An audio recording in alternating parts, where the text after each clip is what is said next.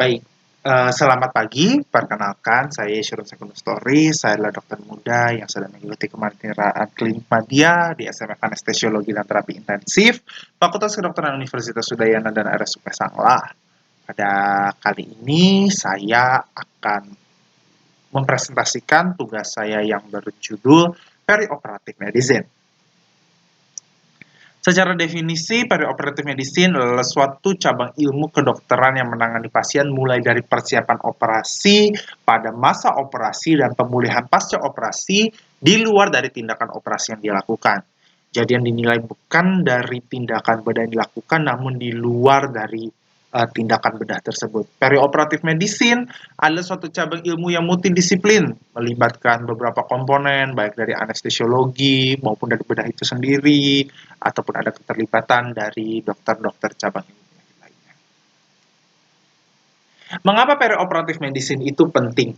Kita melihat bahwa dari definisinya perioperatif itu mulai dari masa preoperatif, selama masa operatif, dan akhirnya setelah operatif. Preoperatif, ya kita harapkan bahwa persiapan preoperasi baik dan pasien adekuat untuk menjalankan operasi.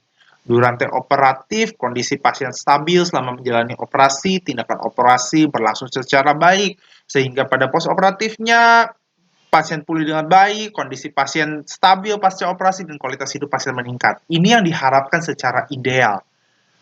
Namun, apabila terdapat masalah di antara ini yang akhirnya menjadi satu peran di mana perioperatif ini penting.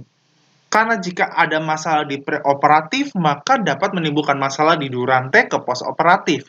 Jika preoperatifnya baik dan ada masalah di durante operatif, bisa terjadi masalah di postoperatif.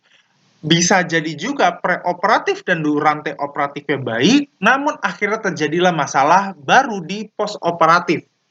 Nah, ini yang akhirnya di mana di semua tahapan ini yang menjadi peran perioperatif medicine. Bukan hanya persiapan secara pre-operatif maupun durante, namun sampai pasca operatif, sampai pasien kembali ke ruangan atau harus dirawat secara intensif, disinilah peranan dari perioperatif medicine. Untuk menangani masalah yang ada yang dapat timbul, baik di tahap preoperatif, intraoperatif atau durante operatif, dan juga tahapan postoperatif. Kita lihat tahapan yang pertama, yaitu tahapan preoperatif. Tahapan 1 atau tahapan preoperatif adalah satu tahap untuk mengidentifikasi masalah dan faktor risiko yang ada pada pasien sebelum menjalankan pembedahan. Dengan harapan adalah apabila terdapat satu masalah pada pasien, kita dapat tangani sebagai tenaga kesehatan, menangani permasalahan yang ada dulu dari sebelum dilakukan tindakan pembedahan, dan juga ada faktor resiko yang dapat kita kendalikan sehingga dapat terkendali dengan baik, dapat meningkatkan keberhasilan tindakan operasi dan memperbaiki prognosis pasien pada saat pembedahan. Komponen yang dilakukan pada tahapan preoperatif ini umumnya sama pada pemeriksaan pada umumnya, melibatkan adanya satu anamnesis, pemeriksaan fisik, dan pemeriksaan penunjang jika diperlukan. Pemeriksaan fisik seperti dasar meliputi kondisi head to toe, anamnesis yang utama terlebih dahulu, mengutamakan basic 4 dan secret 7. Kemudian pemeriksaan fisik meliputi suatu kondisi dari head to toe. Pemeriksaan penunjang diperlukan jika pasien memiliki suatu kondisi komorbid atau faktor risiko lainnya. Yang pertama adalah anamnesis. Dalam etika dan tata krama sebagai seorang dokter, tempatkan empati terlebih dahulu dalam melakukan anamnesis. Bahwa kita bukan hanya menginterogasi pasien, namun ada juga empati memperlakukan pasien dalam kondisi sehumanis mungkin. Poin kunci dalam anamnesis yang pertama adalah, terutama dalam tahapan preoperatif ini, adalah adanya keluhan utama, karena kita harus menanyakan riwayat penyakit sistemik dan juga riwayat penyakit dalam keluarga, riwayat pengobatan dan alergi, riwayat operasi dan pembiusan, dan juga riwayat sosial. Selebihnya untuk kualitas disesuaikan dengan secret komponen kualitas, lokasi, onset disesuaikan dengan komponen secret 7 yang ada. Selanjutnya adalah pemeriksaan fisik. Pemeriksaan fisik dilakukan untuk memastikan tidak ada permasalahan secara fisik yang dapat mengganggu proses selama operatif. Misalkan adanya risiko pendarahan, adanya gangguan jalan napas, dan yang lain-lainnya. Terdapat ada komponen yang menjadi komponen kunci yang dilakukan saat pemeriksaan fisik untuk tahapan preoperatif yang dikenal sebagai 6B, yaitu brain, breathing and airway, blood, bowel, bladder, bone and skin. Kita akan mulai. Yang pertama adalah untuk pemeriksaan brain. Pemeriksaan brain ini tujuannya adalah untuk penilaian kesadaran dan juga kesadaran, refleks, dan juga sensori dan motorik pasien. Yang pertama penggunaan Glasgow Coma Scale, kemudian yang selanjutnya adalah pupil dan juga refleks pupil. Kita nilai apakah ada bagaimana dengan ukuran, simetrisitas, bagaimana merespon cahaya. Kita harapkan berada dalam kondisi normal karena seperti yang kita tahu jika ada satu gangguan kita bisa mencurigai apakah ada gangguannya berupa di saraf pergerakan ataupun bahkan sampai di batang otak. Selanjutnya adalah di MMSE atau Minimum Mental State Examination. Ini digunakan untuk pasien geriatrik pada umumnya. Dan kemudian pemeriksaan sensori dan motorik. Kita harus menilai apakah sebelum pasien ketika di tahap preoperatif terdapat ada satu parese terlebih dahulu, adanya satu plegia, dan kita nilai bagaimana bagusnya tonus dan juga kekuatan otot. Ini harus dinilai terlebih dahulu karena nanti di pembahasan selanjutnya ketika pada tahap pasien operasi, salah satu indikator pasien untuk keluar dari ruang pulih itu adalah adanya mampu untuk menggerakkan ekstremitas. Selanjutnya, breathing and airway. Breathing dan airway mengikuti pemeriksaan toraks secara umum, yaitu inspeksi, perkusi, palpasi, dan juga auskultasi. Dan juga untuk dinilai saturasi oksigen perifer dapat digunakan oximeter. Namun pada pasien yang umumnya dengan penggunaan general anesthesia, kita harus ada pemeriksaan tambahan, yaitu untuk tata laksana jalur nafas atau airway management, sehingga menggunakan kriteria Lemon untuk intubasi dan kriteria Moans untuk sungkup muka. Kita akan bahas untuk kriteria ini satu persatu. Yang pertama adalah kriteria Lemon untuk intubasi. Kriteria Lemon ini yang pertama adalah L, yaitu look externally, lihat dari eksternal apakah ada yang dapat menghambat. Salah satunya adalah jangkutan kumis, kemudian juga apakah bagaimana dengan kondisi bibir dan yang lainnya, untuk nilai apakah ada jejas, luka terutama yang menimbulkan permasalahan ketika akan dilakukan intubasi. Yang selanjutnya evaluate 332. Evaluate 332 ini yang pertama adalah evaluate dari daerah bawah bibir ini ke mental mandibula, yaitu harus berukuran dengan jarak 3 jari. Kemudian dari mental mandibula ke arah hyoid harusnya juga berukuran 3 jari. Dan kemudian dari hyoid kepada daerah tiroid itu dengan berukuran 2 jari. Apabila evaluate 332 ditemukan normal, maka pasien dapat diintubasi dengan baik. Kemudian selanjutnya adalah penilaian skor malampati. Malampati ini adalah melihat untuk kondisi palatum dari rongga mulut, di mana pipa endotrakeal umumnya akan masuk. Ada malampati 1, 2, 3, dan 4 yang kita akan bahas nanti selanjutnya. Malampati 3, 4 yang memiliki risiko paling tinggi untuk terjadinya gagal intubasi. Kemudian adalah O, yaitu obesity atau obstruction. Umumnya diukur BMI-nya, dikatakan BMI di atas lebih besar sama dengan 26 memiliki resiko untuk kesulitan intubasi. Juga untuk obstruction dinilai apakah ada yang mengobstruksi untuk daerah jalur nafas untuk setidaknya bisa dibersihkan terlebih dahulu. Kemudian neck mobility, pastikan bahwa cervical spine terutama merupakan fleksibel. Jika pada pasien yang terpasang cervical collar atau yang ada riwayat fraktur cervical, ini harus dicurigai dan lebih berhati-hati. Kemudian selanjutnya adalah kriteria Moans adalah untuk pemasangan sungkup muka. Kriteria Moans yang pertama adalah untuk masil. Masil pastikan adalah bahwa masker yang terpilih adalah yang dapat menutupi seluruh permukaan dari bawah batang hidung, kemudian kepada seluruh mulut untuk menutupi sehingga preoksigenasi dapat masuk dengan baik. Sehingga pada masil yang diperhatikan juga secara eksternal, apakah adanya satu jejas, ataupun juga terutama pada preoksigenasi perhatikan apakah daerah yang dilakukan pembedahan adalah daerah wajah. Karena jika dilakukan di daerah wajah, atau daerah dekat hidung, maka tidak bisa menggunakan sungguh muka biasa. Menggunakan sungguh muka mungkin akan menutupi seluruh permukaan wajah untuk preoksigenasi. Selanjutnya adalah O, obesity atau obstruction, sama dengan pada yang di lemon di atas. Kemudian yang A, yaitu H lebih besar daripada 55, dan juga N, notif, ini merupakan faktor risiko untuk kesulitan pada saat pemasangan sungguh muka.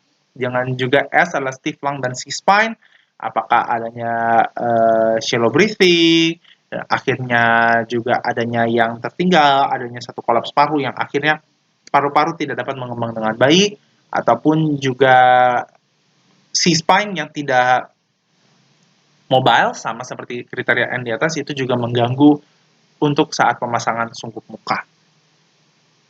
Selanjutnya adalah pemeriksaan blood. Pemeriksaan blood ini pemeriksaan fungsi darah dilihat dari kondisi jantung pasien. Kalau kondisi jantung pasien sama dengan pemeriksaan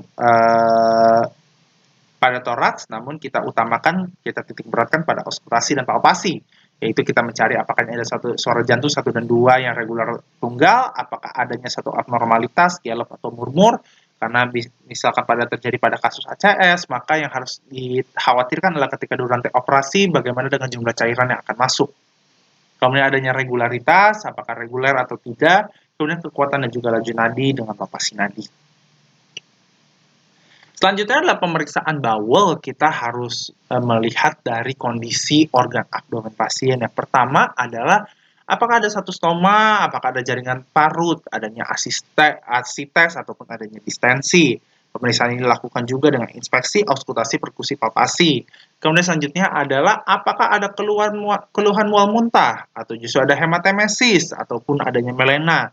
Kita harus berhati-hati jika ada resiko suatu pendarahan terlebih dahulu di organ dalam, karena bisa menjadi itu akhirnya menjadi permasalahan ketika nanti menjalankan pembedahan. Selanjutnya adalah apakah ada suara bising usus yang abnormal, apakah adanya peningkatan dan penurunan, apakah menjadi suatu ileus ataukah justru ada suatu infeksi yang mengakibatkan peningkatan suara bising usus, apakah ada nyeri tekan, bagaimana palpasi organ dalam, kemudian diperiksa apakah adanya suatu pembesaran organ dan yang lain-lain.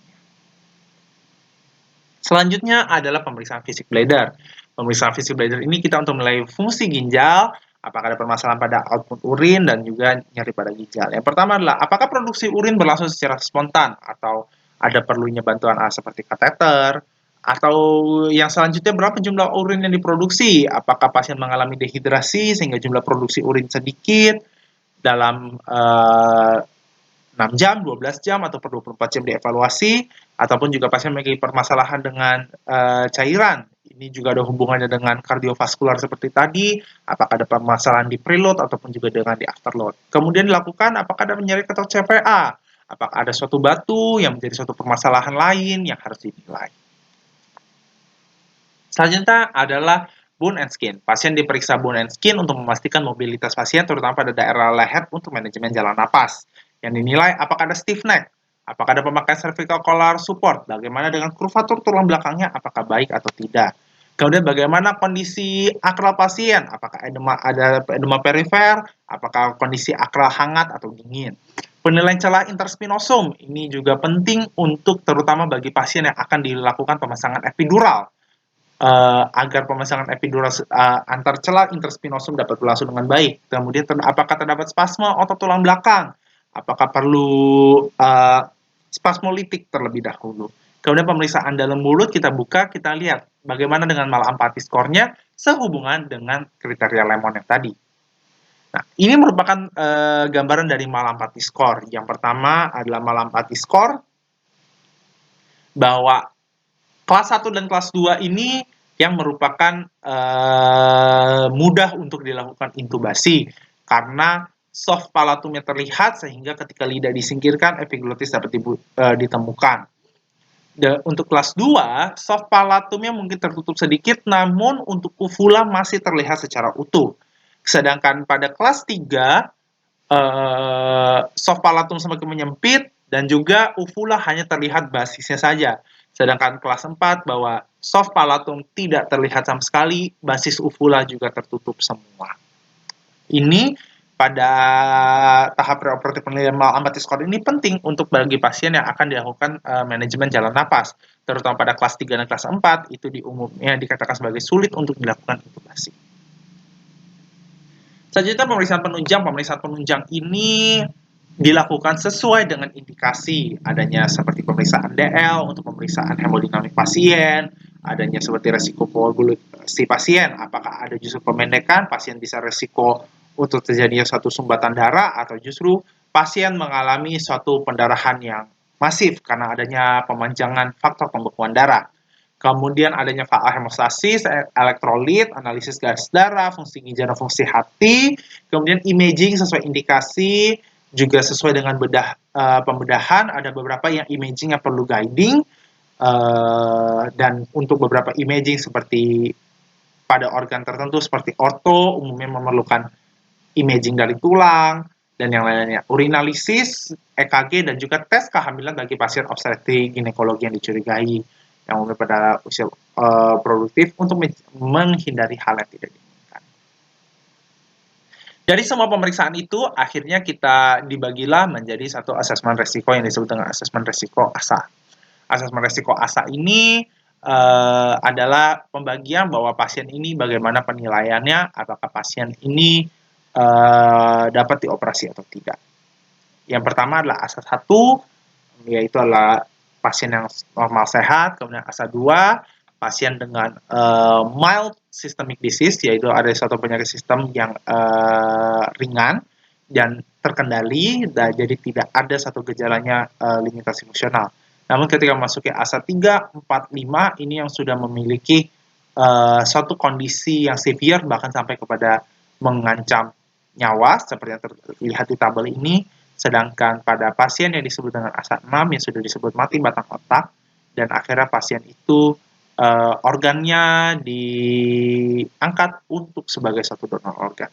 Kemudian yang penting adalah penambahan kata huruf E. Jadinya misalkan sebagai contoh menjadi ASA 2E atau ASA 3E.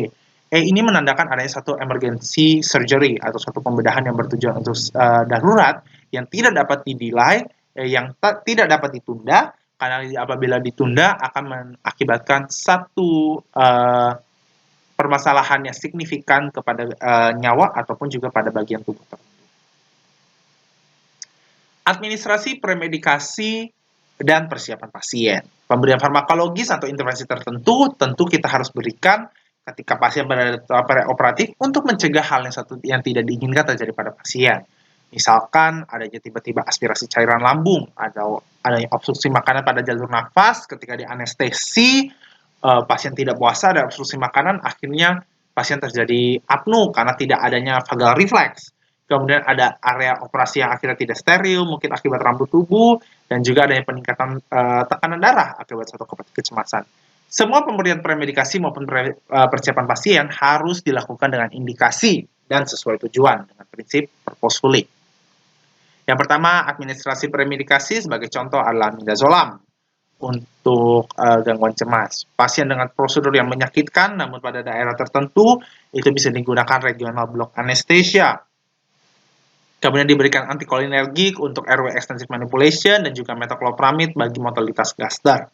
Persiapan pasien disarankan untuk puasa makan dan minum seperti yang dikatakan sebelumnya. Apabila pasien yang masih makan katakan 1 jam sebelum operasi, bisa jadi masih ada sisa makanan yang tiba-tiba terjadi apabila terjadi aspirasi cairan lambung atau akhirnya justru kembali ke daerah trakea, dan akhirnya itu tidak terjadi vagal reflex apabila sudah dianestesi, bisa mengakibatkan apnea dan berujung kepada kematian.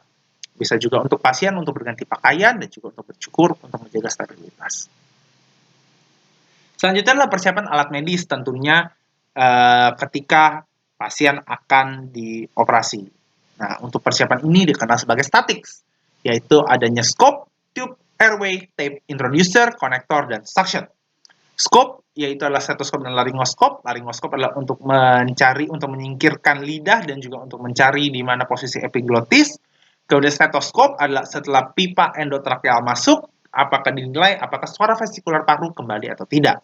Kemudian selanjutnya adalah tube ETT yang dengan ukurannya disesuaikan. Selanjutnya adalah airway. Airway ini bisa berbeda-beda, bisa berupa Google tube, face mask, ataupun juga laryngeal mask airway. Tape seperti hupah fix diperlukan untuk fiksasi endotracheal tube yang sudah dipasang. Selanjutnya adalah introducer, yaitu ada alat seperti bugi yang akhirnya untuk pipa endotracheal itu diarahkan agar tepat memasuki trakea dan tidak memasuki esofagus. Kemudian selanjutnya adalah konektor, yaitu adalah untuk penghubung kepada oksigen source, dan kemudian suction adalah untuk membersihkan apakah adanya suatu sputum, lendir, dan mukus dan yang lainnya yang menghalangi jalur nafas ataupun juga akhirnya pemasangan alat bantu nafas. Tambahkan juga persiapan sumber oksigen dan juga back mask ventilation. Sekarang kita memasuki tahap 2, yaitu tahap intra atau durante operatif. Tahapan intraoperatif ini ada satu pertimbangan atau pemilihan anestesi dan analgesia. Yang pertama adalah dari umur, perbedaan antara pasien dewasa dan pediatri. Pada pasien pediatri, umumnya dengan tindakan minor pun harus dilakukan pembedahan umum karena pasien pediatri umumnya lebih mudah menangis, gelisah dibandingkan dengan pasien dewasa.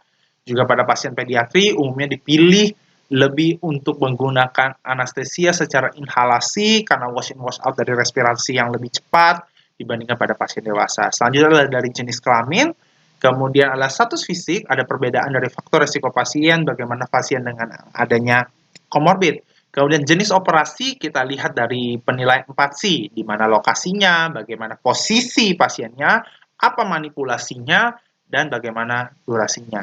Selanjutnya adalah sumber daya, bagaimana mengenai ketersediaan spesialis yang ada baik anestesi maupun bedah. Selanjutnya ada juga dari permintaan pasien untuk digunakan metode anestesi secara tertentu.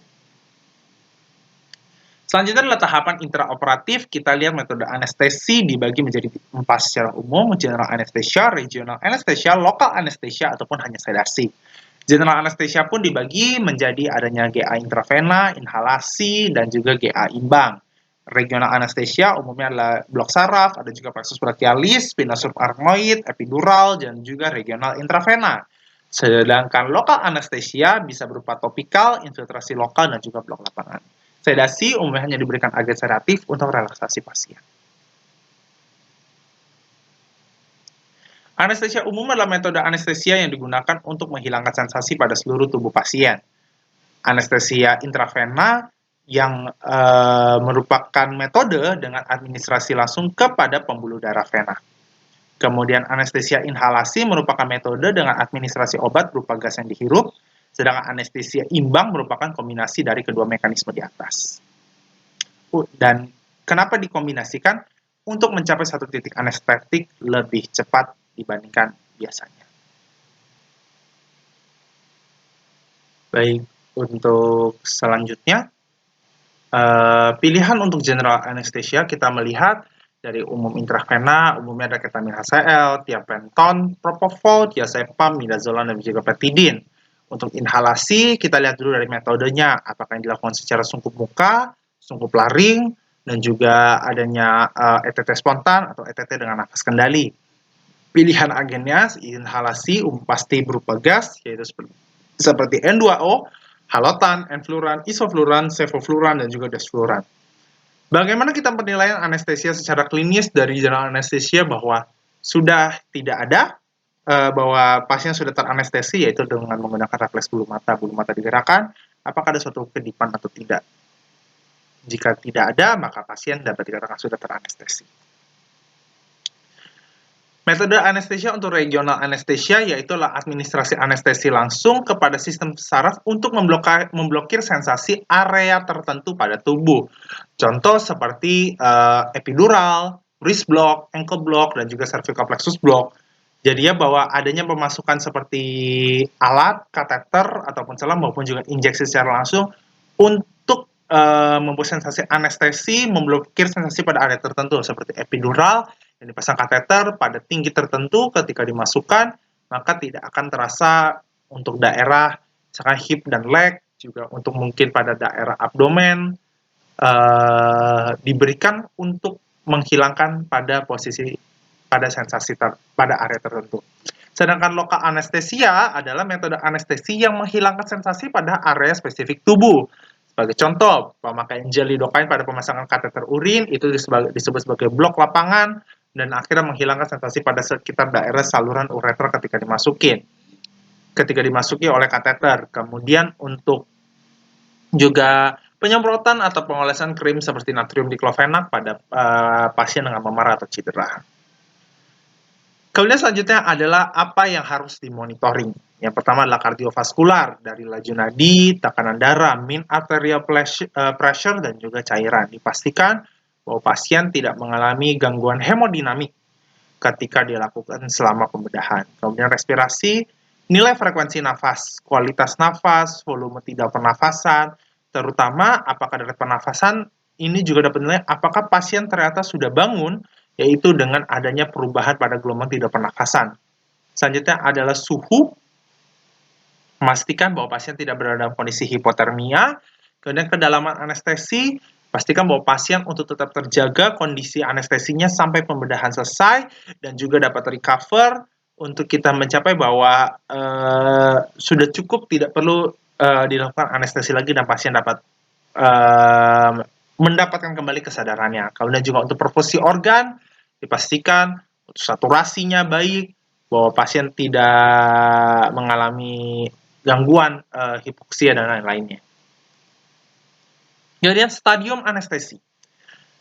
Penilaian anestesi kita bagi menjadi stadium anestesi dari klasifikasi Goodell, yaitu adanya 4, yaitu adalah analgesia, excitement, anesthesia, dan juga overdose. Yang diharapkan untuk terjadinya stadium anestesi yang menjadi pembedahan itu adalah stage 3 atau stage anestesia. Prosesnya dimulai dari analgesia dengan respirasi yang mulai reguler namun volumenya kecil, kemudian pupil masih berukuran normal, kemudian mulai memasuki ke tahap excitement ketika diinduksi, ketika diberikan agen anestetik, respirasi mulai tidak teratur, pupil mulai melebar, dan akhirnya refleks eyelash atau refleks bulu mata tidak ada. Anestesia selanjutnya dibagi menjadi 4. Ketika masuk ke anestesia, respirasi mulai semakin reguler dengan volume yang besar.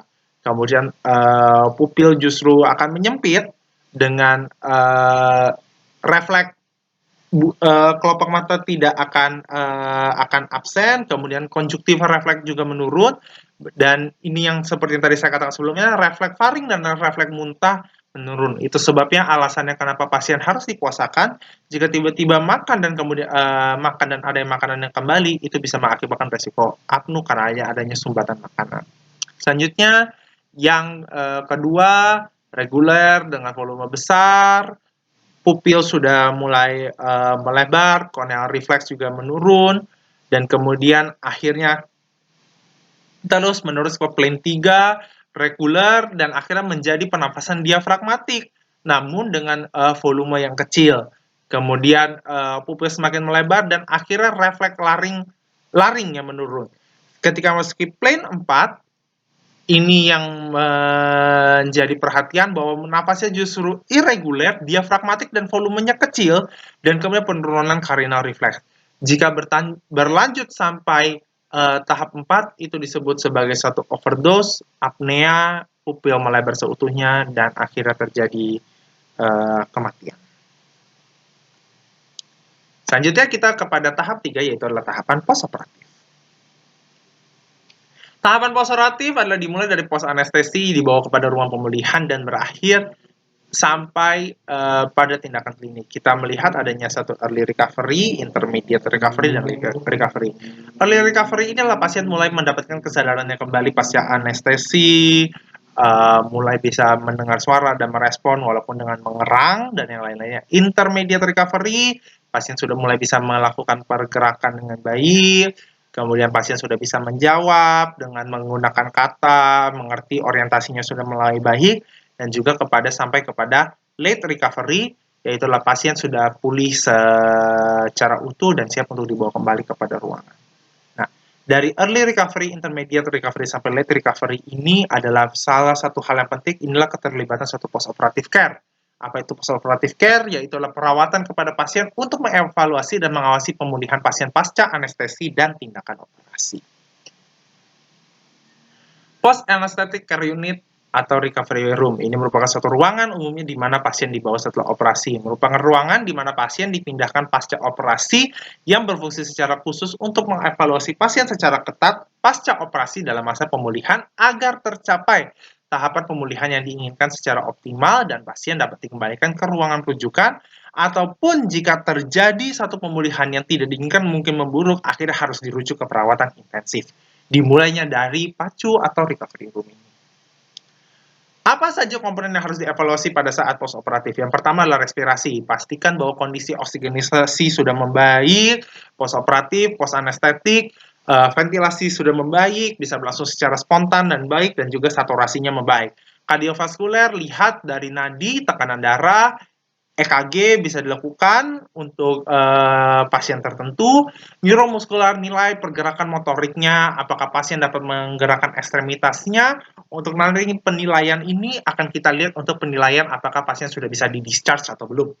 Kemudian status mental, nilai apakah kesadaran sudah kembali dan apakah justru post anestesi pasien bisa mengalami delirium ataupun adanya agitasi, ini harus dinilai secara periodik. Suhu tubuh, pastikan bahwa pasien tidak jatuh pada kondisi hipotermia, bahwa metabolisme tubuh dapat kembali dan suhu tubuh dapat kembali normal.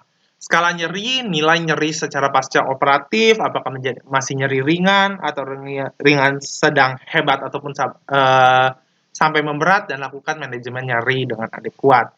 Mual muntah postoperatif pada umumnya merupakan efek samping dari agen anestetik, dicegah dengan pemberian ondansetron. Cairan nilainya adanya dehidrasi, bisa jadi karena ada blood loss ataupun juga adanya urine output, dan yang lainnya. Monitoring cairan yang keluar masuk, nilainya output urin dan bladder, nilai adanya output urin dengan baik, proses pengosongan dapat berlangsung dengan spontan kembali. Drainase dan perdarahan, nilai adanya jumlah cairan yang didrainase, adapun juga pembatasan dalam perdarahan untuk tidak terjadi blood loss yang terlalu banyak. Treatment reversal, untuk membantu mempercepat kondisi pasien untuk pulih dari kondisi anestetik, maka dilakukan treatment reversal atau treatment antagonis. Seperti contoh, pada pasien yang diberi sedatif, terutama dengan benzodiazepin, bisa diberikan flumazenil, karena apabila sedatif benzodiazepin masih berlangsung terus-terusan bisa mengakibatkan depresi pernafasan. Namun dengan flumazenil ini perhatikan agar tidak terjadinya permasalahan pada kardiovaskular. Reversal dengan analgesik yang umumnya golongan opioid, reverse dengan naloxone. Kemudian juga ada neuromuscular blocking agent, silakan lakukan reversal sesuai dengan indikasi yang ditentukan. Ini merupakan skor dari Aldred untuk pasien dewasa, Aldred score modified. Yang pertama lihat adalah dari activity level, penilaiannya adalah minta pasien untuk menggerakkan ekstremitasnya, atau pasien sudah bisa menggerakkan ekstremitasnya maupun juga diperintah untuk mengangkat tangan, mengangkat kaki, menggerakkan telapak kaki, dan yang lainnya. Kemudian respirasi, pasien bisa dapat bernafas dengan bebas ataupun juga batuk, tidak adanya suatu ciri sumbatan. Kemudian circulation blood pressure-nya kita pastikan hanya selisihnya mungkin 20 mmHg dari tahap sebelum di pre-anestesia. Kemudian consciousness, pastikan bahwa pasien fully awake, bukan hanya merespon dari panggilan saja, jika dapat untuk fully awake. Kemudian oksigen saturasinya harus dinilai, yaitu adalah di atas 90% pada saat kondisi room air. Kemudian dari Aldred score ini di total semua komponennya kita bisa lihat maksimumnya adalah 10. Pada tulisan ini dikatakan lebih besar sama dengan 9 yang diperlukan untuk dapat keluar, namun untuk beberapa rumah sakit seperti di RSUP Sanglo dapat dilakukan untuk lebih besar sama dengan 8. Kemudian adalah berikut ini adalah untuk recovery anestesia pada anak, yaitu menggunakan Stewart Recovery Score, yaitu menggunakan tahapan consciousness, apakah pasien bisa sadar seutuhnya, kemudian secara airway, apakah pasien bisa batuk ataupun justru bisa menangis, kemudian movement bisa juga untuk menggerakkan sesuai juga dengan perintah ataupun dengan apa yang ditujukan. Total skor adalah 6, diharapkan untuk steward recovery score, pasien dapat keluar dari ruang pemulihan itu lebih besar sama dengan 5. Itu saja yang menjadi penjelasan saya mengenai perioperatif medicine. Atas perhatiannya saya mengucapkan terima kasih, semoga ini menjadi bermanfaat bagi kita semua. Salam sehat.